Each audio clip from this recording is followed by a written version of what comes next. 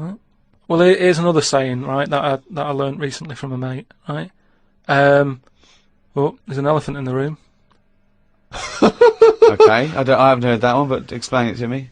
It's like when something's going on in a room, right, but no one's mentioning it because everyone's a bit too sort of. But in a way, it's better that it's out. It's like how whenever we go out for something to eat or a drink or something, it's normally after about 5 minutes the sort of topic gets onto the shape of my head.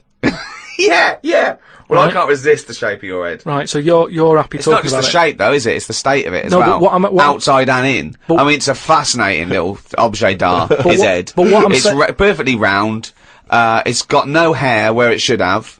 And it's hollow. The features are slightly too small for the face. Yeah, unbelievable. No, but what I'm saying is, it's interesting how, like, I'm the elephant in the room, right? Nobody's talking about it.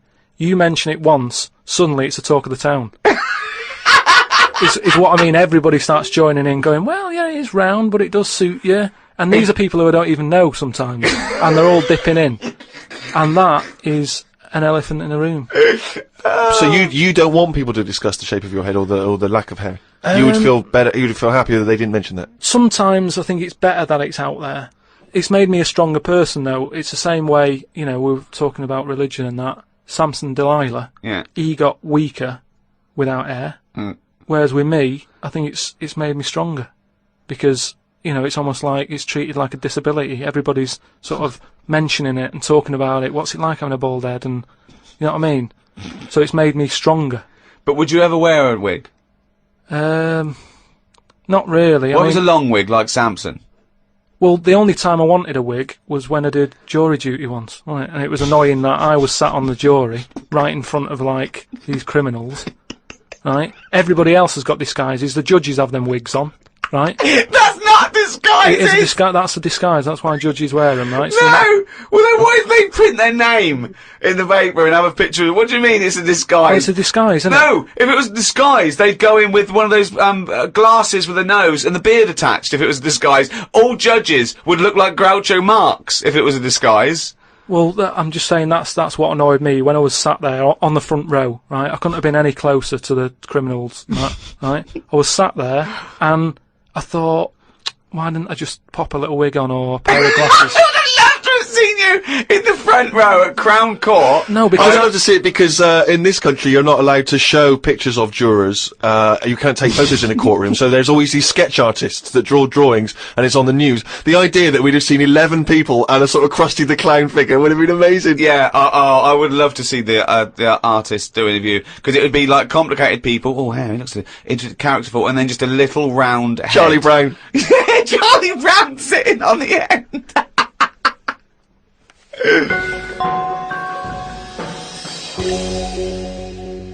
Carl, you said that your New Year's resolution was that you were going to learn something every day. yeah, Have you learned anything today? If I can. Today, like, I don't know the full facts of it, but Could I just say that when someone says they learn something new every day, that doesn't count if they forget it the next day.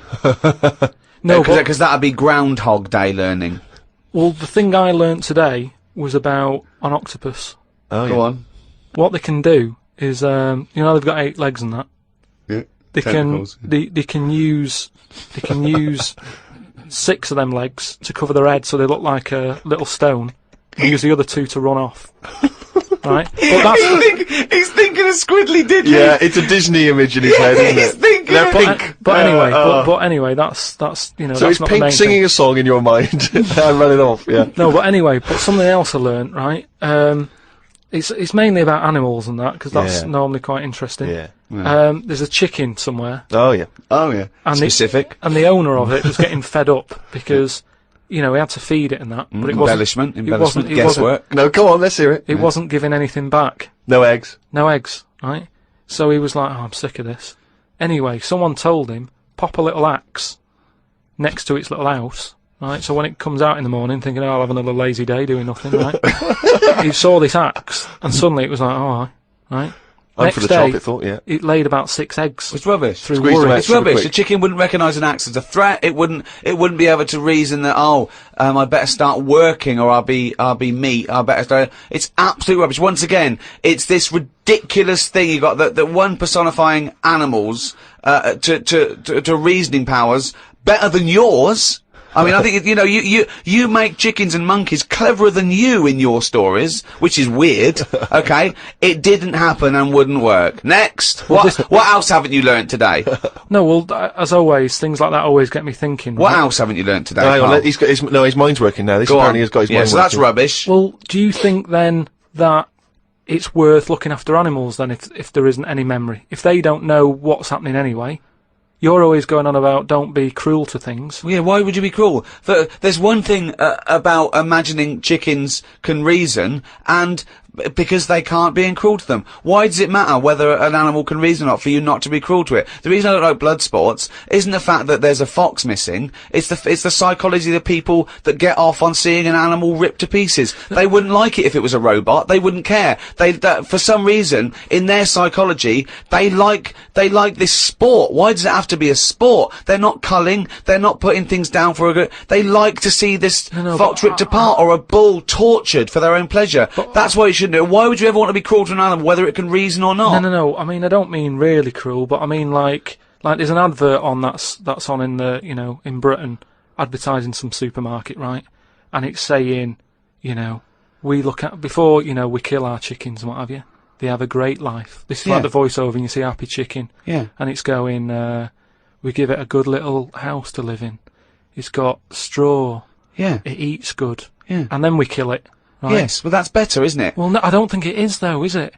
Because at the end of the day, if I was that chicken, right, I'm that chicken, loving my life. I can't believe me luck, right? Well, we'd be pleased because at least he'd be able to do the show and we'd have some interesting conversations. Yeah. So there it is, right, wandering about. It's got its nice little field that it's working on. Yeah. It's got its nice food and everything. But it's going to die. Yeah, we're all gonna die. But then, if you were like a rubbish chicken that had like a rubbish life, you'd be going, "Oh, kill me." Carl, they're not thinking what's going to happen tomorrow. They don't know that they're going to get for the chop, are they? A chicken's not going, I'm fed up with this. I can't wait for that axe to be used on my neck. Yeah. Well, that's another. Now you've mentioned the cutting off of an head, right? Yeah. On the chicken. That's something else I've learned, right? It's like a pinball, is mine. Amazing. Isn't it? Ding dong, bong, dang, ding, ding, dong, dong. Oh, head, ding, ding, chicken, ding, ding, ding, ding, head off, bing, doing. No, right, but this was in a proper science magazine as well. Right? Yeah. So you can't have a go. This wasn't something on the internet. This was printed in a magazine. You read it. Okay, and what was it? And here comes the filter. It's going to come out nonsense. Right, well- you could have Professor Stephen Hawking sitting there whispering stuff in your ear, and it could all be true, but when you said it, gobbledygook. Well, let's see then. Let's see, right?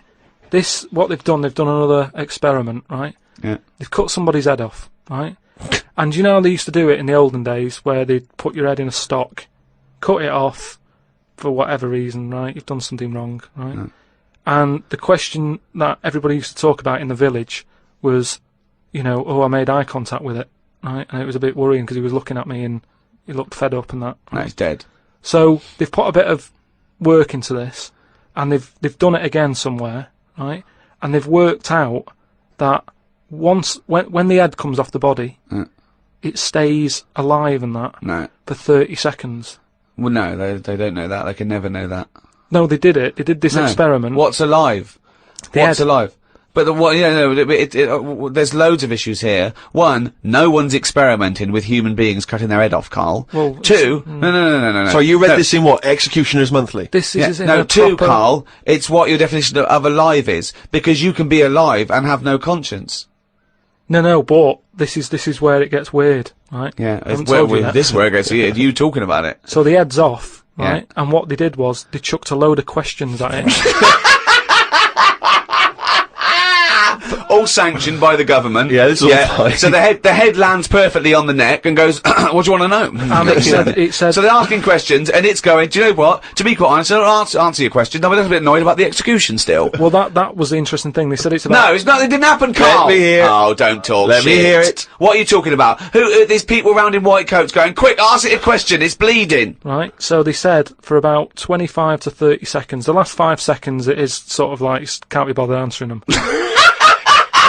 Right, but prior to that, But apart from that, they were chucking stuff. I don't think it spoke. I don't think it was like, 2 and 2, 4 and stuff. It was more, it was to do with blinking. So blink once if you say yes, blink twice. So it said, listen, when you die, you're probably not going to be able to talk, because your jaw's going to be on the ground, you're not going to be able to open your mouth. If you do, you'll fall over backwards and hit your head. Now listen, blink 1 for yes and 2 for no. Yeah, right, yeah, not too bad. Yeah, is the axe nice and sharp? Yeah, Promise? you're Do you talking promise? shit again. You promise to do it? Yes. All right. Well, yeah. The thing is, they wouldn't be able to do it with you, because if they cut your head off, it would just roll. It would roll away, because it's perfectly spherical. They would go, oh no, there's Plus, no... it takes about 20 seconds whenever you ask Carl anything for the question to process and for him to start to formulate an answer. Anyway, if people listening and that, if they learn anything, that's amazing.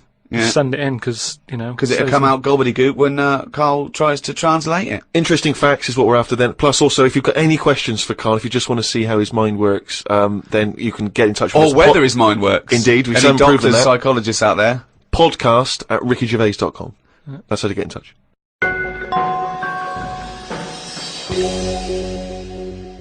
Carl, it's what we've all been waiting for. Oh, chimpanzee that monkey news! Right, well this one, sent in from Sam in New York, right? And it's about a fire that happened, right, in a really... Do you know, like in New York, they have loads of big buildings, don't they? Mm-hmm. Right, really, really tall ones and stuff. Skyscrapers. Yeah. And there was a fire in one of them, right? So they did as expected. They called up, fire brigade and that. They turned up, right? Fire engine parked up. It's like, right, where's the fire? And they said, oh, it's on like floor 100 or whatever. And they said, oh no, we've brought the fire engine with the short ladders. Stupid mistake, but go on. Right. So anyway, so the fire's going and that, and they're saying, is there anyone in there? They go, I don't know, there might be someone up there, but the telecom's not working and stuff. Who do you think might be up there, Rick? I don't know. But just a woman, I imagine. Just a woman or a child. Is there a fireman that could climb up a building at all without a ladder? That seems unlikely, but go on. Go on. So anyway, so they said, well, how are we going to get up there? Yeah. We can't. But they've only brought the short ladders. No, we can't. Let's go home. Yeah. Okay, that was monkey news. So they said, well, there's a lot of like grippage. Because they made up words. The firemen, the NYPD firemen. There's a lot of grippage on the side of the building and stuff. So anyway, they said, why don't we just go and get a monkey, right? So they got a monkey. Yeah, that's a bit of a jump. Is that policy now in the New York Fire Department? Well, you've got to think quick, haven't you? At the end of the day, if people are up there, you don't start querying if it works or not. You try everything that you can to help someone out, right? That's the first thing I thought of. Was it a monkey? So it was quicker for them to go and get a monkey than to go back and get the long ladders. Why don't they get fair enough. Why don't they get Spider-Man? Yeah, call Spider-Man. Yeah, call Spider-Man. So anyway, so they got a monkey down there, and they said, right, where did they get it from? We don't know, from the local zoo or something. Oh yeah. So they said, look, let's we've got to remember there could be someone up there, right, and it'll shock them a bit if a monkey comes in, right? Yeah. So they said, yeah, I don't think they'd care. Their building's on fire, they're not going to go, oh, that's weird, there's a monkey at the window. They'd be screaming, save me! Oh, there's a monkey. So anyway, from them. So they said, right, we'll just get it a little small uniform and that, the smallest you've got. But, whoa, hold on though. Actually, where are you going to get that? I'm going back to the station. We'll get the long ladders while you're there. No time. No, I bought the small uniform, I just didn't bring the long ladders.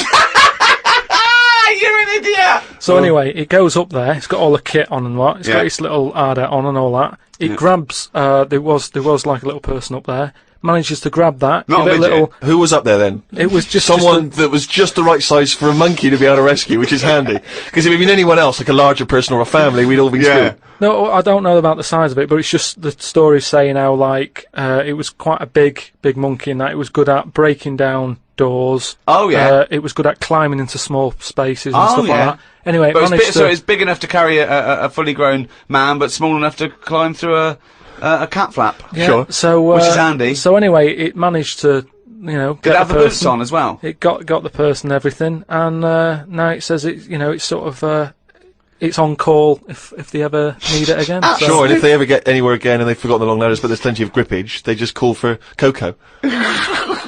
So that's this week's monkey news. Bollocks. The Ricky Gervais Show on Guardian Unlimited.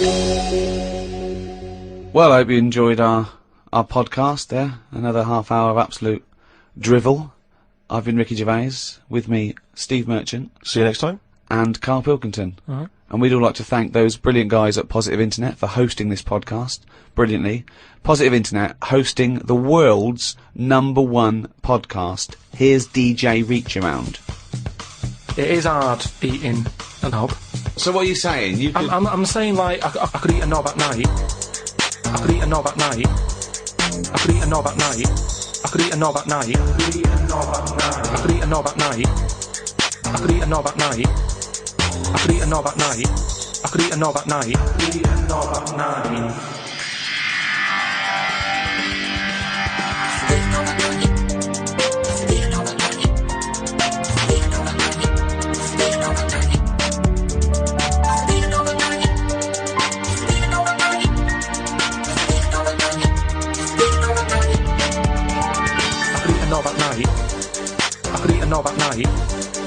I could eat a knob at night. I could eat a knob at night. I could eat a knob at night. I could eat a knob at night. I could eat a knob at night. I could eat a knob at night. I could eat a knob at night. I could eat a knob at night. I could eat a knob on the street. I could eat a knob at night.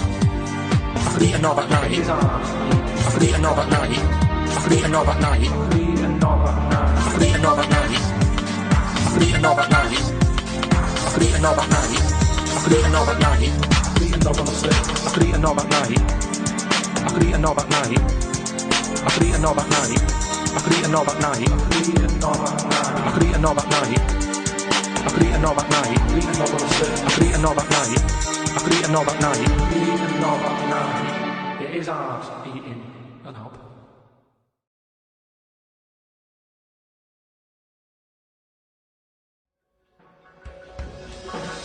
The Ricky Gervais Show on Guardian Unlimited. Welcome to the 7th Ricky Gervais Show on podcast. I'm Ricky Gervais, with me Stephen Merchant. Hello. And Karl Pilkington. Alright. Now, talking of that, that's only 5 to go then, isn't it? 5 to go in this series of 12. Oh, still seems a lot though, doesn't it? We'll take a little break. I'm sure we'll come back. Through popular demand, I'm hoping. Yep.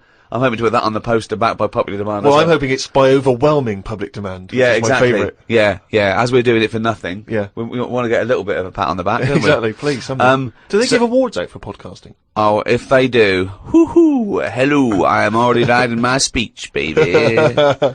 I was thinking that everyone listening, if you want to register your email with us, we'll let you know when we're back on air. Maybe later in the year. Go to rickygervais.com and just register, and then when I do a general mail out, I'll let you all know when Karl Pilkington is back. You are a good guy to these people, Rick. No sweat. Now, there's been an awful lot of correspondence. It's backing up there. We've got acres of it to get through. It is a bit mental, actually, but it's very flattering, and thank you all. And people have sent such brilliant things in and spent so much time doing them. There's someone sent in this mock-up of, we were talking about the those Russian sort of iconoclastic artifacts, and someone's mocked up Karl Pilkington as Saint Karl the Bewildered. It's brilliant. It's so good. Can we put those on the web? Yeah, I think let's put that up on rickygervais.com, and that's from Joe Murray in Philadelphia. We've also got one which is a little work of art from Ed Ferrari, and it's the three of us in a studio, and it's just great. It's a very flattering picture of you there, Rick. You look about 14. I know, I've come out very well in this. Karl, he's got a head like a fucking orange. Look at that. Yeah. And you, well, I don't know what you are. Your head is about 2 foot long, and in real life it's only 18 inches long, isn't it? So he's exaggerated yours a little bit. But it's a lovely drawing. We'll put that up on the web as well. Just, everyone go to rickygervais.com, everyone register, please, and we'll email you. And everyone, keep sending stuff in, so thank you very much. Karl, Joe from Bradford asks, what body parts can you live without? He wants to know. He's obviously having sleepless nights thinking about this. What, so With a brain. He's coped this far. So the bits that I've got now, if I had to get rid of Yep. one of them, Yep. what wouldn't I miss? Yes. See, I did a bit of an experiment on this, right? Brilliant. It's my job at home to wash up, right? Suzanne does. She gives you all the really big responsible ones. Yeah. She sort of like pays the bills and wires the house, and you go, what can I do? And you can go, well, you can go and play with the worms in the garden. Yeah.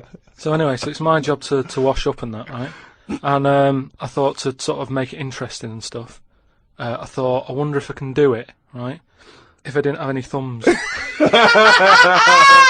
And so what did you do? So I just sort You of sliced off your thumbs. I just sort of held them in, and it's amazing how, like, it took me ages.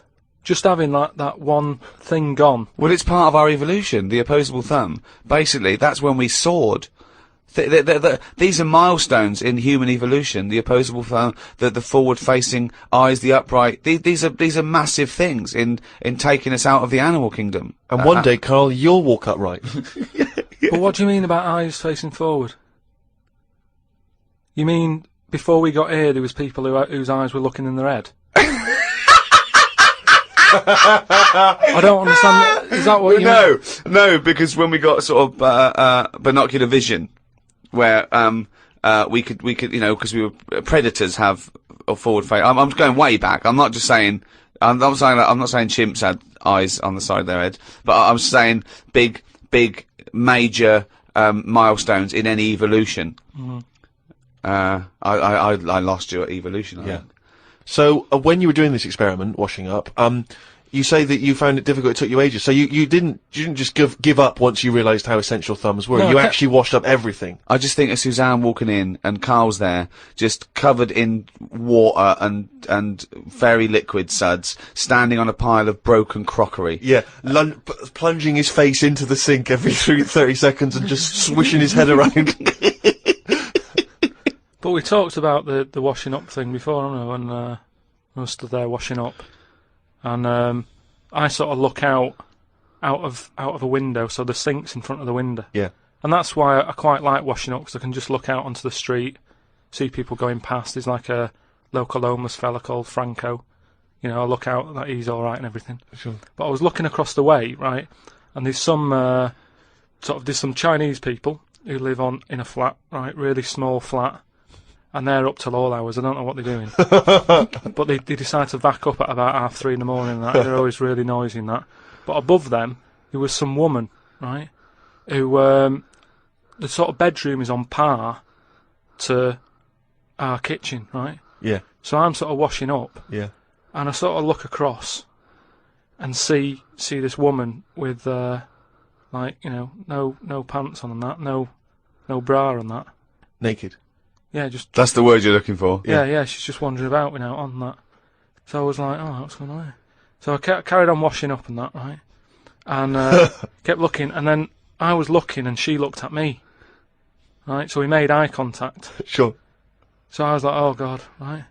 So what I thought the best thing to do was sort of drop me pants a little bit. just a little bit, just like, I had boxer shorts on and that. I thought if I just show a little bit of sort of arse cheek, then it's kind of like, right, we quits. Right? I don't understand the thinking.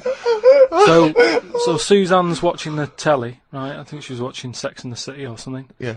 She sort of turns around to see how I'm getting on with the washing up, right? She sees me with like my pants sort of down a little bit with my arse out. She said, "What are you doing?" I said, "Don't look now." I said, "But there's a woman over the road, right? With no pants on and that." She caught me looking. I'm just giving her a bit back. I love the fact that he explains the rules, and Suzanne's meant to go, okay. That makes sense. But I don't. So hang on. So you showed a bit of your arse. You turned presumably to show the arse. So why did the arse out the woman? I had to lift it up a little bit on the draining board. What? Hang on though. What did she do? Did you register her reaction when she saw a bit of your arse? What happened? When she saw my arse? Yeah. Well, then I wasn't looking because I thought, in a way, I don't want it to look like, well, I've seen a bit of your stuff, here's a bit of mine. I just thought, at the end of the day, I caught a glance of you. It's only fair. You've had a bit back. you know, I'm not You making see, a big deal out of I it. genuinely think James Stewart missed a trick here in Rear Window. Yeah. This would have been, you know, a much better film had James Stewart just popped his pants down. It would have given a whole new meaning to the title Rear Window. Yeah, exactly. It's tricky though. I seem to be surrounded by people like that because I've told you before. There's the old woman across the way who's just sat there reading a book. I look through everybody's windows like that. Remember that film, that Sliver or something? Okay, right. When they've got video cameras. Yeah. I'm just looking onto everybody's world and just seeing what people are getting up to. There's nothing wrong with that. Brilliant. That's why I like washing up. The Ricky Gervais Show on Guardian Unlimited. Chris has emailed a mantra for Carl. We were talking about famous mantras and sayings and things. Yeah. Never has a mank said so much to so many that means so little. Brilliant. So you can have that on your headstone. Rupert. Your little round headstone. Rupert's in the Isle of Man. He says, I don't know if you knew this, Carl, but apparently octopus's testicles are located in their heads. Yeah. But then, to me, that isn't that amazing because at the end of the day, an octopus really all it is an head. Isn't it? So everything it's got has to be in the It has head. to be in the head. It'd look daft if they dangled down below. Right? So all it is I mean, there's a lot Hang of on a minute, facts. it'd look daft if they dangled down below.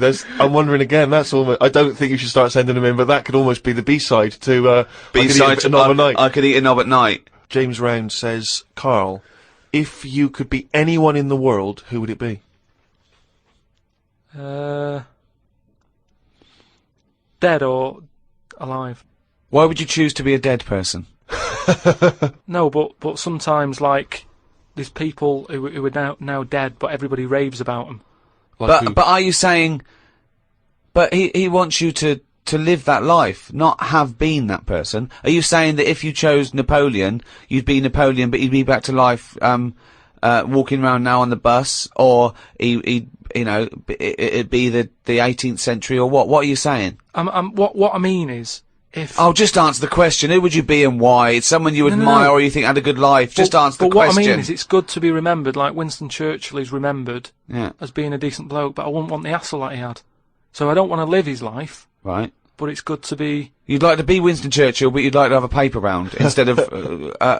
saving the world. yeah. Well, that's what I mean, but is he saying whose job would I want to take on? It's not that complicated. The question is this, if he could be anyone in the world, who would Carl be? That's the question. That's all the information I've got. A lot of responsibility on a lot of jobs, isn't there? So, some of the names flowing through your head now? I was thinking Bruce Willis. I never expected that! So his responsibility in your mind is what? Saving people who are trapped in a building with terrorists? Well, yeah, maybe, you know, his worries are different worries. With, you know, people who have a lot of money come other worries. Yeah. Do you know what I mean? So Bruce Willis, he's always going on these marches, isn't he, saying stop war and all that. Mainly because he's got, you know, he's got more to lose if there's a war. He's got loads of houses. One of them's going to get damaged. Whereas if you're poor, you've got the one house. If there's a war, it's like, oh, just end it all for me then. I'm sick of it anyway. Do you know what I mean? Sure. So Whereas Bruce, yeah. With successful life and happy life, there's more for you to lose, is what I'm saying. Right. Like at the moment, because I've finished a job that I've been at for 10 years, right? I've finished working there, so suddenly I've got my timetable's a bit out, and I haven't got enough of a routine, and I'm a man who likes to know what I'm doing. Right? Yeah. So now suddenly 5 until 7, washing up with no thumbs. I've sort of turned into like an old person, where the little jobs that you shouldn't enjoy are now the main event. So But hold on, how old are you? You're 31, aren't you? 32.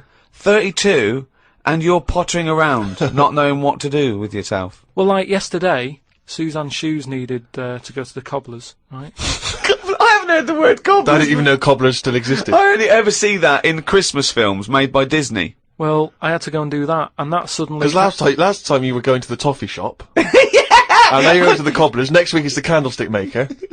But all I mean is, that suddenly is a nice little day out. I'm sort of putting my coat on, going, right, I'll go and see the cobbler now and go and have a chat. Tell me about the cobbler. You didn't come back with 3 magic beans, did you?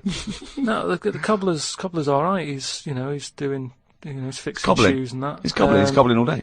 Have I told you about my Uncle Alf, who was a cobbler? No?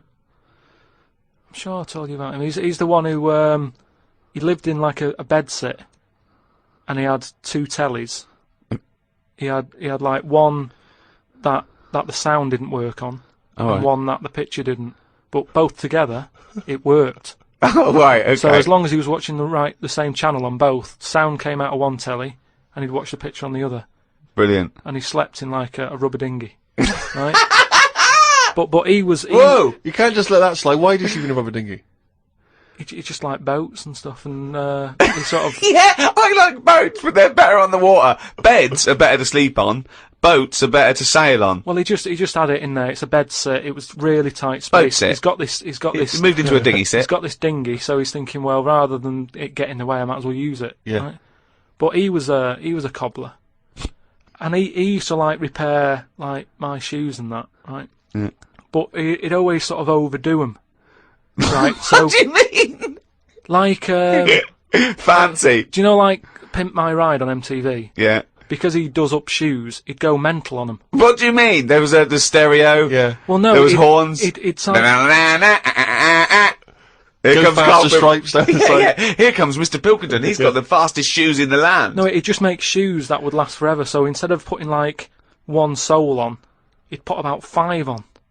So it looked like one of them built-up shoes that you never see. He'd just put loads of stuff on. They'd last forever, but they did. But they look like orthopedic shoes. Yeah, yeah. It just like suddenly I was like 6'7" whenever he'd sort of sorted my shoes out. But he's a cobbler, and it's work. That's always there for you, isn't it? I suppose so. So you went out with to take Suzanne's shoes to the cobbler. Yeah, so that's it. Yeah, so I just took him to the cobblers and that was like a nice little job for the day.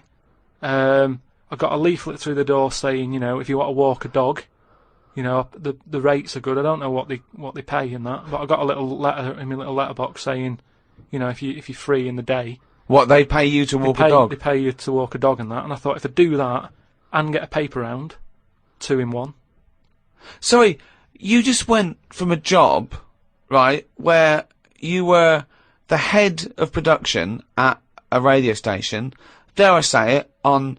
can I discuss your... Well, it was an alright wage, yeah. It was very good. But I wasn't happy, so it's pointless. No, I know that, but to go from the head of a department on a lot of money to walking dogs and doing a paper round, I don't know. No, but it's about being happy, isn't it? I know, but that's commendable if that's true, but... okay. And that makes you happier.